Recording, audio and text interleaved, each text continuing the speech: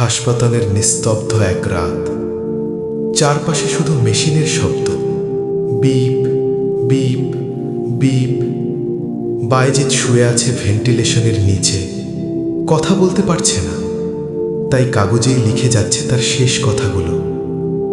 গতকাল সে লিখেছিল, আম্মু, আমাকে এখান থেকে নিয়ে যাও, না হলে আমার লাশ নিয়ে যেতে হবে। আজ সন্ধ্যায় আবার লিখল, আম্মু, আজ রাতে আসবা দেখা করতে, আর কাল সকালে শরীরটা মুছে দিবা। কিন্তু ভাগ্যের কি নির্মম পরিহাস, আজ রাতই হয়ে গেল বাইজিদের শেষ রাত।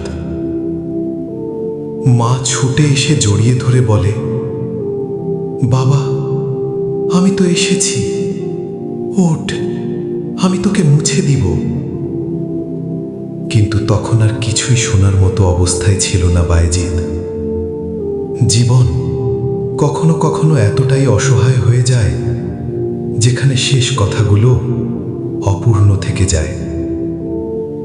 বায়েজিদ, তুমি ভালো থেকো, আল্লাহ তোমাকে জান্নাতবাসী করুন।